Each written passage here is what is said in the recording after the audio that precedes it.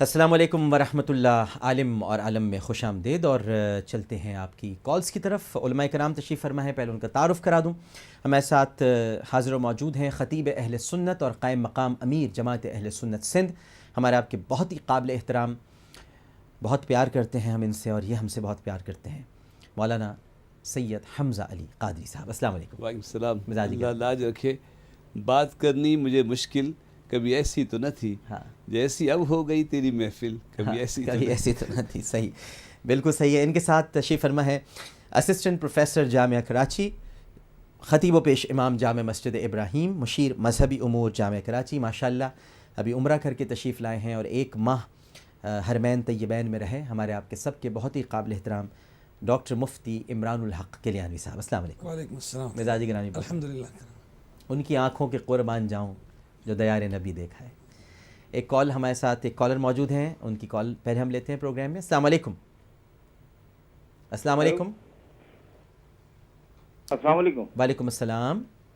عامر بھائی، میں زیدی بات کر رہا ہوں۔ جی زیدی صاحب فرمائیے۔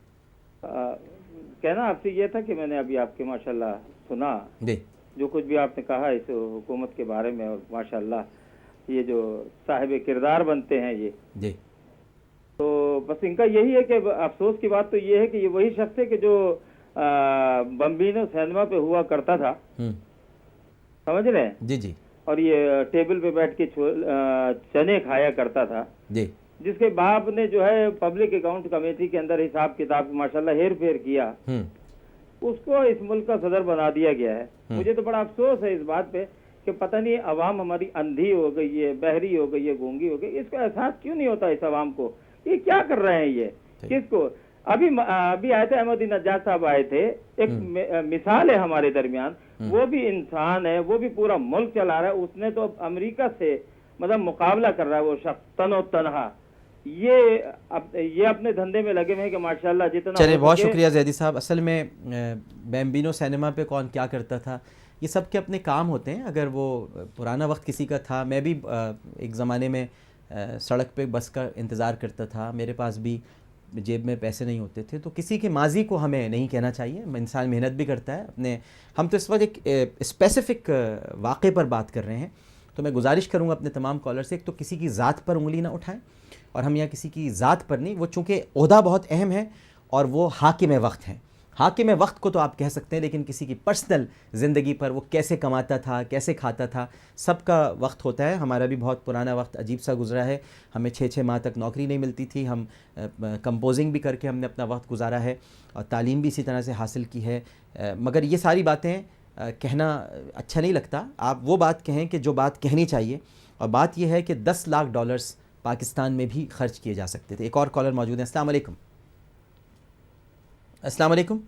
وعلیکم السلام۔ جی فرمائیے۔ وعلیکم السلام۔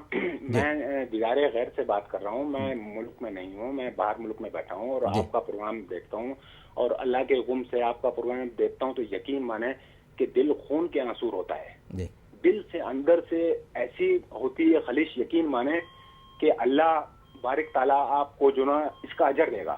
اور ہمارے جو ہیں حکیم حکمران جیسے بھی ہیں، لیکن آپ دیکھیں پورے کراچی کا حال، آپ دیکھیں لوگ ایک دوسرے کا گلا کاٹ رہے ہیں۔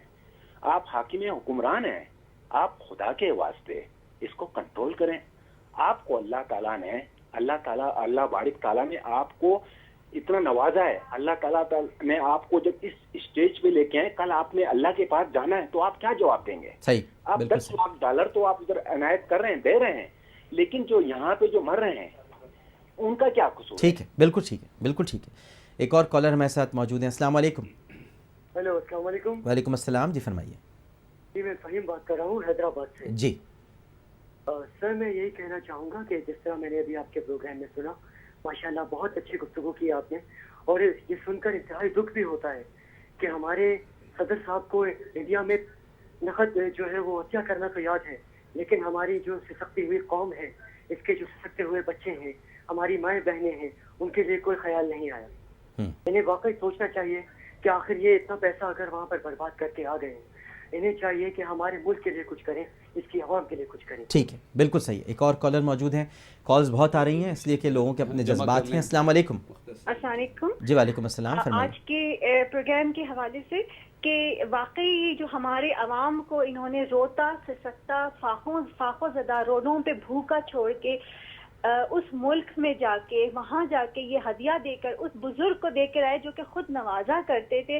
ان کو اتنا سا بھی احساس نہیں ہوا سیکنڈ کے لیے بھی کہ اگر یہ چڑھاوا یہ یہاں کے بزرگان دین کی صدقے سے ہماری عوام کو اس ملک کے عوام کو دے کر آئے ہیں، اس ملک کی نظر کر کے آئے، یہ اپنا ملک بیچ کر آئے جو رہی صحیح کسر تھی. ایک طرف تو یہ بھیک مانگنے جاتے ہیں، ادھر سے آتے ہیں پیسہ لے کے آتے ہیں اور جا کر یہ پھر ہدیہ چڑھا کے آتے ہیں. ان کو بالکل نظر نہیں آ رہا کہ یہ کس ملک کے حکمران ہیں اور ان کے اوپر کس عوام کے کتنی بڑی اتنے سارے لوگوں کی غریب لوگوں کی ذمہ داری ہے.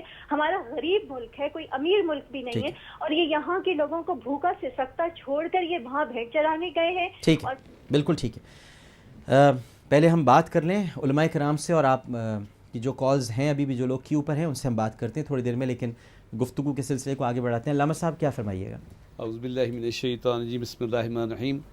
وما انفقتم من نفقۃ وما نذرتم فی نذر، یہ سورہ بقرہ میں اللہ تعالیٰ نے فرمایا کہ تم جو کچھ خرچ کرتے ہو، انفاق کرتے ہو، اللہ وہ بھی جانتا ہے، اور جو تم نذر گزارتے ہو، اللہ واسطے صدقہ و خیرات کرتے ہو، من نذرین، وہ بھی اللہ تعالیٰ جانتا ہے. میں عالم ہونے کا دعویٰ تو نہیں کرتا، لیکن علم اور عمل کا ایک تعلق ہے نا. آپ بھی کوئی عمل نہیں کر سکتے جب تک آپ کو علم نہ ہو. تو اور یہ کسی بڑے کا عمل یا ایسا عمل جو سامنے آیا ہے اس پر ضرور بہت کچھ آپ کو بھی معلومات ہیں اور مجھے بھی، اور مجھ سے کوئی پوچھے گا تو میں بتانے پہ مجبور ہوں. اور دوسری بات یہ ہے کہ میں نے پہلے بھی ایک پروگرام میں عرض کیا تھا کہ جو جمعے کے خطبے میں ایک آیت پڑھی جاتی ہے اس کے صرف چند الفاظ اگر ہمارے حاکم وقت اور ہم سب صرف لفظوں کی نشست پہ غور کر لیں، لفظ ان اللہ یأمر بالعدل والاحسان وایتاء ذی القربى وینہی عن الفحشاء والمنکر والبغی، اللہ تعالیٰ حکم دیتا ہے ہمیں عدل کا، اور پھر اس عدل کا تعلق حاکم سے بہت زیادہ ہے. تو جو بھی حاکم وقت ہے اس سے پہلے اپنی منصب پہ بیٹھ کے دیکھنا چاہیے کہ میں انصاف کر رہا ہوں کہ نہیں. پھر عدل سے زیادہ بہتر احسان ہے، اور اس کے بعد عزیز و قارب کو دینا، ویتاء ذی القربی. اگر زکوٰۃ بھی جیسا آپ نے فرمایا اور قریب تر کو پہلے دینا ہے تو پہلے اپنے عزیز و قارب کو دینا چاہیے، اپنے اہل وطن کو دینا چاہیے. دوسری طرف حضرت میرے پیش نظر خواجہ غنی نواز، خواجہ حسن ثانی، محی الدین چشتی اجمیر فلانے، جن سے مجھے بڑی عقیدت ہے، اور میں عقیدت کی ہم سب کو عقیدت ہے، اس کے بغیر نامکمل ہے. اور یہ مدینے کے فقیر ہوں یا اجمیر کے فقیر ہوں، ہمارے لیے وہ نامکمل نامکمل ہے ہم ان کے بارے. اور یہ ہند بر صغیر پاک و ہند میں حکومتی خواجہ صاحب کی ہے، بے شک، اور میں ان کے سپاہیوں سے ملا ہوں، ان کا مزاج بڑا مختلف تھا. اچھا ایک بات یہ ہوئی ہے کہ کیونکہ حاکم نے ایسا عمل کیا ہے، یزید کے بارے میں جو باتیں جن کی حکومت ہے نا وہی کہلوا رہے ہیں مجھ سے، نہیں وہ کہلوا بھی وہی رہے، اللہ آپ کو اپنی حفاظت میں رکھے، وہ رکھے گا. یہ اس وقت 18 کروڑ 20 کروڑ دیار غیر سے فون آ رہے، ان کے دلوں کی آواز آپ نے بند کر اس پروگرام کو اس وقت جو ہے وہ لائم لائٹ لائے ہیں، ٹاک آف دی ٹاؤن ہے، اب دنیا میں یہ باتیں ہوں گی. ہم تو اپنے کہہ رہے ہیں، غیر کیا کہہ رہے ہوں گے. اچھا میری پوزیشن کچھ ایسی ہے، میں یہ عرض کرنا چاہتا ہوں کہ وہ ان کا بھی سن سے تعلق ہے، وہ کردار اور گفتار کا حضرت ان سے کوئی تعلق نہیں ہے، ان کا تعلق تو زرداری سے ہے. زر کو زیادہ آپ کو علم الاسماء میں یہی تو بات ہے کہ نام پہ غور کرنا چاہیے. موسیٰ علیہ السلام کے نام کے معنی پہ فرعون غور کرتا نا تو دریا میں نہ جاتا، کیونکہ موسیٰ کے معنی ہے جس کو پانی سے نکالا گیا، ان کو بچپن میں نکالا گیا تھا نا.